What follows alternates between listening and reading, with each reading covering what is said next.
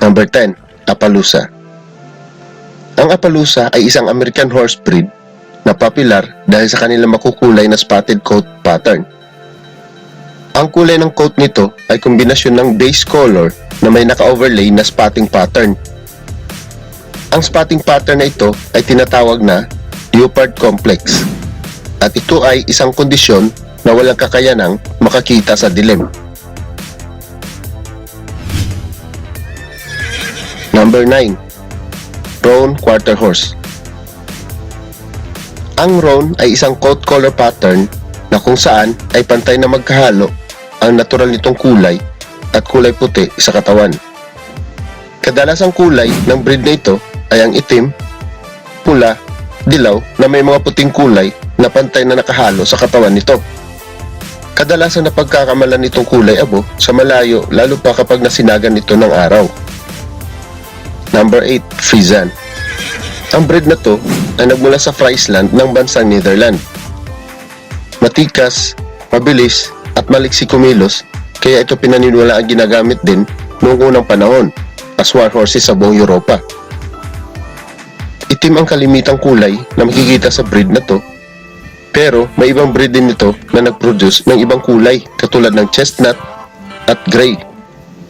Dahil sa kulay, tindig at forma ng Friesian breed, ito ay kalimitang ginagamit din sa pelikula, partikular na sa mga historic at fantasy drama na tema.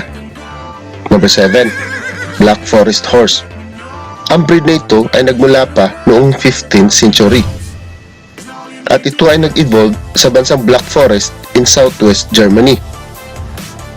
Dahil sa taglay nitong kagandahan, ito ay tinagurian ng mga farmers ng Black Forest na the Pearls of the Black Forest at minsan din ito tinatawag na the Golden Retriever dahil sa mala Golden Retriever na kulay ng buhok at buntot nito. Kadalasang chestnut ang kulay ng Black Forest na may golden mane and tail at wala nang iba pang kulay na naihiristro bukod dito. Number 6. Knobstrapper.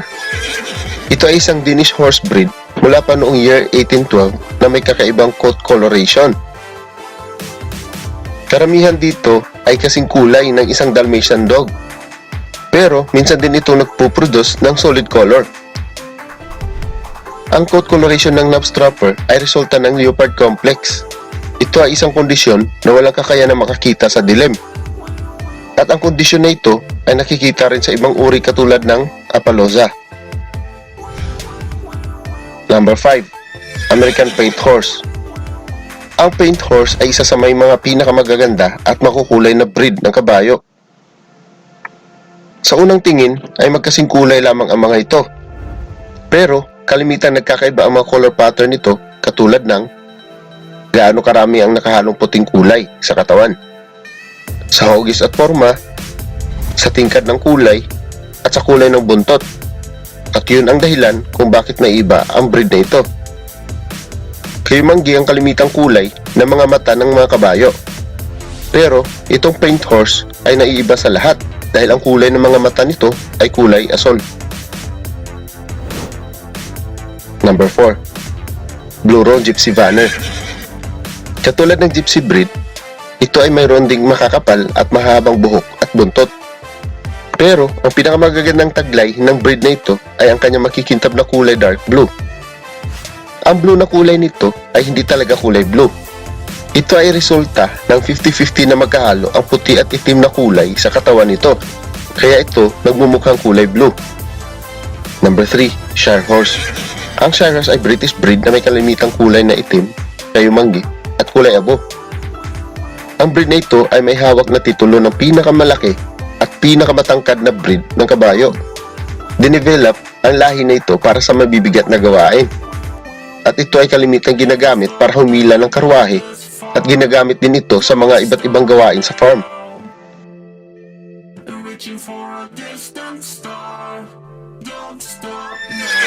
Number 2. Gypsy Vanner. Ang breed na ito ay bunga ng pinaghalong domestic horse ng bansang Great Britain at Ireland. Maliit pero solid ang katawan nito. Dalawang magkahalong kulay ang kalimitang makikita sa breed na ito, pero nagpo-produce din ito ng mga solid color. Noong 1850s ang breed na ito ang ginagamit ng mga sinuunang tao sa buong Europa para hilain ang kanilang caravan para mag-travel kung saan sila maninirahan. At bago natin i-reveal ang number 1, inaanyayahan ko po kayo na mag-subscribe at i-click ang bell icon nang sa ganon ma-notify ko kayo kapag may bago tayong upload na kagaya nito. Number 1, Golden Eagle Tick. Ang breed na ito ay nagmula pa sa bansang Turkmenistan. Ito ay may reputasyon na mabilis, matibay at matalino. Ito ay may iba't ibang kulay at makikintab na balahibo. Kaya dahil dito, ito ay tinaguriang The Golden Horses. Dahil sa mabilis, matibay at flexible ang breed na ito ay kalimitang ginagamit sa mga high endurance activity at sports. At yun ang 10 pinakamagagandang kabayo sa buong mundo.